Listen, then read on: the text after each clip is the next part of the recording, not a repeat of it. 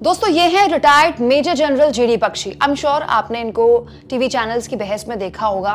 Social media और TV का जाना पहचाना चेहरा है ये फॉरेन अफेयर्स को लेकर, और खास तौर पर भारत के जो पड़ोसी मुल्क है पाकिस्तान या चीन, इसको लेकर जब भी टीवी वाले कोई चर्चा करते हैं और पाकिस्तान वालों को मुंहतोड़ जवाब स्टूडियो से टीवी वालों को देना होता है, तो मेजर जनरल जीडी बख्शी एक हॉट फेवरेट चेहरा है। मेजर जनरल जीडी बख्शी हमेशा से ही मोदी सरकार की तारीफ करते रहे हैं, उनकी पीठ थपथपाते रहे हैं। जब सरकार ने 370 हटाया था जम्मू कश्मीर से, तब भी जीडी बख्शी ने इसकी बहुत तारीफ की थी। लेकिन अब major general GD Bakshi Modi सरकार को आईना दिखा रहे हैं, और जो बातें मेजर जनरल जीडी बख्शी बोल रहे हैं वो कान खोलकर गौर से सुनी जानी चाहिए, हर उस शख्स द्वारा जो इस देश से सच में प्यार करता है और सरकार द्वारा भी।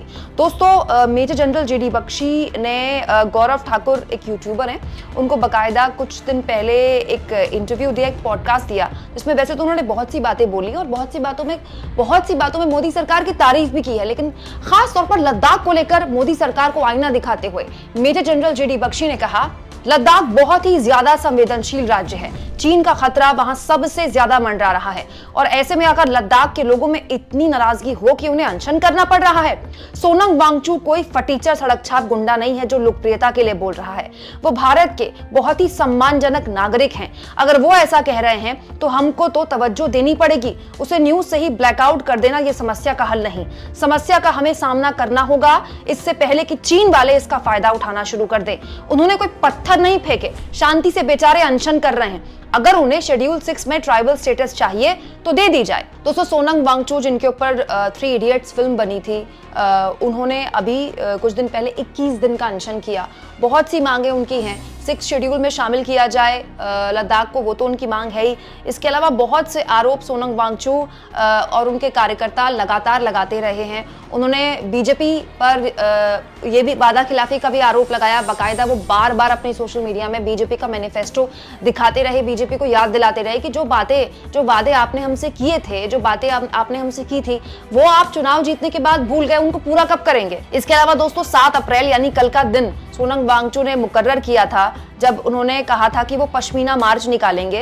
दोस्तों इस 7 मार्च को यानी कि कल 10,000 लद्दाखी सोनम वांगचू के साथ करीब भारत चीन सीमा पर चरगाहा भूमि के कथित अतिक्रमण का जो आरोप लगा रहे थे, वो जमीनी जांच करने के लिए एक मार्च निकालना चाहते थे। अब उस पूरे के पूरे हिस्से में धारा 144 लगा दी गई है। दोस्तों इसके जवाब में लेह मजिस्ट्रेट ने कहा है कि क्योंकि चुनाव हैं और आचार संहिता लग चुकी है, इसीलिए किसी भी तरह के जुलूस का या किसी भी तरह के मार्च का हम परमिशन नहीं दे सकते, क्योंकि इससे शांति भंग हो सकती है। दोस्तों सोनम वांगचू लगातार शांतिपूर्ण तरीके से अपनी मांगें मोदी सरकार के आगे रख रहे हैं। यही नहीं, अपने कई वीडियोस में सोनम वांगचू ये भी कह चुके हैं कि जो अग्निवीर योजना है उससे लद्दाख के जो युवा है उनको बहुत नुकसान हुआ है, क्योंकि लद्दाख के युवाओं के लिए रोजगार का एक बहुत बड़ा जरिया होता था सेना में भर्ती, और लद्दाख के जो हमारे शूरवीर योद्धा हैं, जो हमारे शूरवीर युवा हैं, उनके लिए हाई अल्टीट्यूड में काम करने के लिए उनको ट्रेनिंग की जरूरत नहीं है, क्योंकि वो तो वहीं के पले बड़े हैं। तो लद्दाख के जो हमारे युवा हैं वो हमेशा से सेना में बहुत ही शानदार काम करते रहे हैं, लेकिन जब से अग्निवीर योजना आई है तब से वहां के युवाओं में भी काफी नाराजगी है, और इस बात का जिक्र मेजर जनरल जीडी बख्शी ने भी किया है।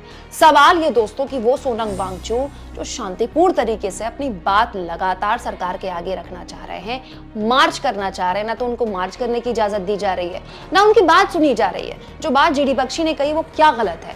आप किसी खबर को न्यूज से हटवा सकते हैं, ठीक है, न्यूज वालों का क्या है, वो तो वही चलाते हैं जो बिग बॉस आदेश देते हैं। लेकिन आप मुझे एक बात बताइए, क्या मुद्दा खत्म हो जाएगा? क्या वहां के लोगों की नाराजगी खत्म हो जाएगी? लद्दाख जैसे शांतिपूर्ण, बेहद ही सीधे साधे शांतिपूर्ण राज्य के लोग अगर आप शांति से अनशन करके भूखे रह के अपने शरीर को नुकसान पहुंचाकर आपसे कोई बात कर रहे हैं, तो सुनने में हर्ज क्या है? दोस्तों जब retired major general GD Bakshi जैसे लोग जो मोदी सरकार की हमेशा पीठ थपथपाते रहे हैं, वो सरकार को आईना दिखा रहे हैं, तो आखिर सरकार सुन क्यों नहीं रही है? कमेंट बॉक्स में जरूर लिखिएगा, और जितना हो सके दोस्तों चैनल को शेयर भी करें, सब्सक्राइब भी करें, और थैंक्स और ज्वाइन के ऑप्शन का जरूर इस्तेमाल करें, क्योंकि हमारी इस आजाद पत्रकारिता को आपके सपोर्ट की बहुत जरूरत है।